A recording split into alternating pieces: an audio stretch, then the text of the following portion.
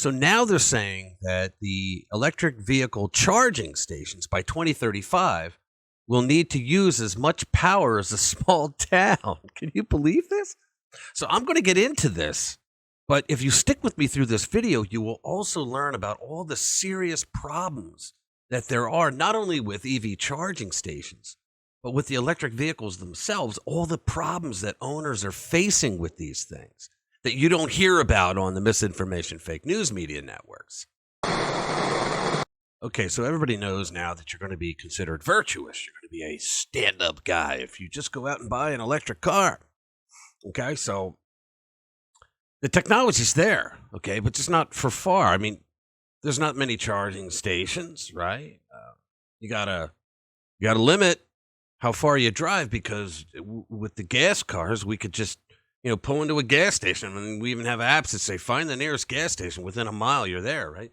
We don't have that yet because there's not a lot of charging stations. So now our government, the Biden regime, they're trying to force us into switching over to these things, all right, to green energy, everything, right? But now we find out that EV charging stations by 2035 will need more power than a small town.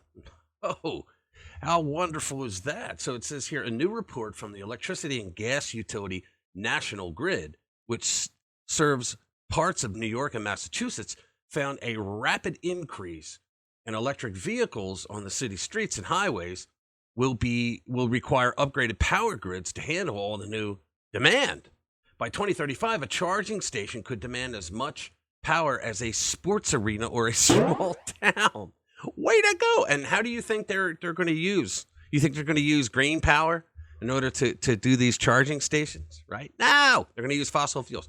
National Grid expects by 2035, large charging stations serving EVs, from SUVs and pickup trucks to delivery vans and semi-trucks, would require 19 megawatts of peak power.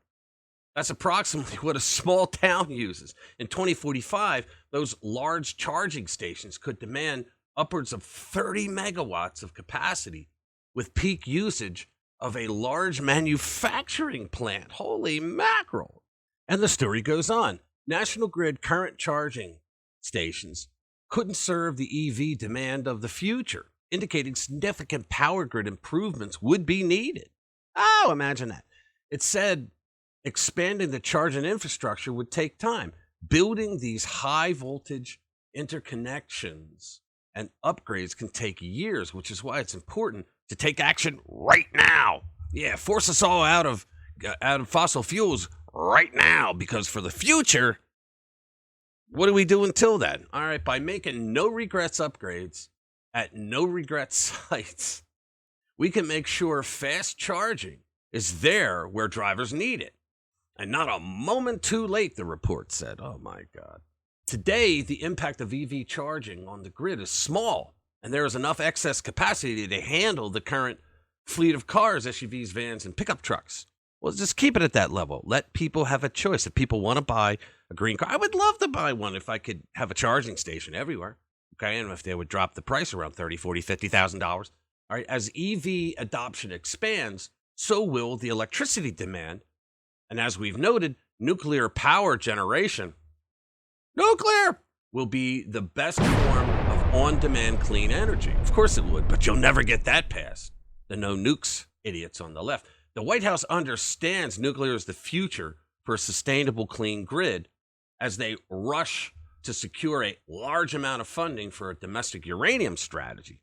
Really? Then why did they allow the sale of uranium-1 that has 20% of our uranium to Vladimir Putin? Why did they allow Hillary Clinton to push that through? Unreliable solar and wind won't be enough to power the Biden administration's ambitious plan for half of all new vehicles sold by 2030 to be electric. Yeah, right.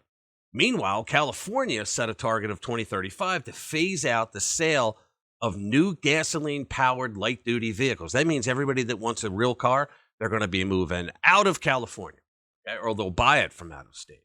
Momentum is certainly building to electrifying vehicle fleets. In doing so, increasing investments in zero-emission nuclear power production and sourcing uranium domestically will be the key to substantially powering future EV demand. And now we pivot to what are the biggest problems with electric cars section of the video. Okay. So, electric cars are all the rage these days as gas prices soar thanks to Joe Biden, and consumers are increasingly concerned about the environment. Yeah, because we've only had cars in America for like 126 years, and the entire time we've been worried about the damage we've been doing, right? And even though nobody can really point out, and we can't really see outside of computer models, I'm sure that we're doing a hell of a lot of damage while we're dropping the kids off at school and heading off to work each and every day, right? So, Consumer Reports has a little list of problems that are reported by electric vehicle owners. They include in-car electronics, climate systems, noise and leaks, drive systems, power equipment, body hardware, paint and trim. And don't forget about battery fires that happen in electric cars that don't really happen all that much with conventional fossil fuel-driven cars. Oh, and the navigation system has problems as well. They suck. And then they have listed common defects that affect safety that include engine issues, steering issues, poor acceleration, braking problems, not just squeaking, fuel gauges and speedometers don't work, electrical issues. Electric cars have electrical issues. Defective navigation system, door locks won't work. I can't get out. Transmission issues. Okay, let's talk libtard for a minute. Ready? All right, the Norwegian University of Science and Technology did a study that found greenhouse gas emissions rose dramatically if coal was used to produce the electricity. So these jackasses that are pushing for green energy on cars, they're actually creating more pollution, if you believe it. Electric car factories also emitted more toxic waste than conventional car factories.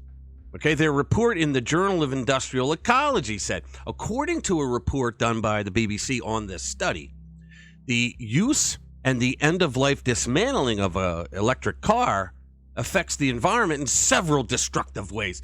The production phase of electric vehicles proves substantially more environmentally intensive, the report says. Wow, who would have thunk it? They're never telling us this stuff in the regular news, right? The global warming potential from electric vehicle production is about twice that of conventional vehicles. Holy shit! Did you hear that? The global warming potential from electric vehicle production is about twice that of conventional vehicles. Then why are they pushing it? Why are they pushing the production of all these electrical vehicles? The report goes on. In addition, producing batteries and electric motors requires a lot of toxic minerals such as nickel, copper, and aluminum. That must be good for the environment, or else they wouldn't be doing it, right? This means that the acidification impact is much greater than that of conventional car production. Who gives a shit, right? Let's continue to color me agitated. All right.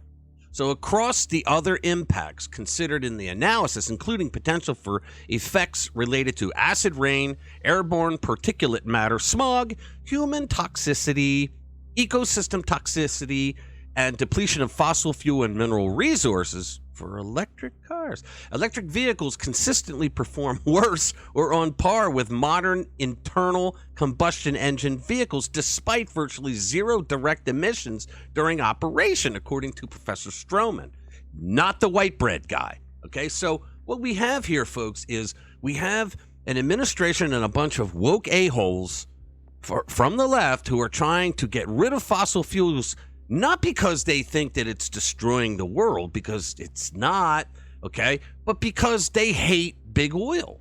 They can't stand big oil, okay? So if it were the other way around, if they really cared about the environment, they wouldn't be pushing electric vehicles now, would they?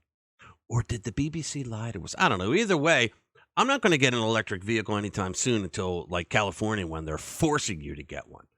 Okay, because I like my car just as it is. So just thought you'd want to hear some of that BS that's going on in the electric car industry. So that's it. Thanks for spending time with us. We will see you in the next one. Welcome to my party, we're just getting started. A life is a dream or a nightmare scarring. Hand me a drink cause I think I'm going all in. Get me a shrink who can catch me when I'm falling. Cover up my scars, flip the handlebars, crashing in my car. Wake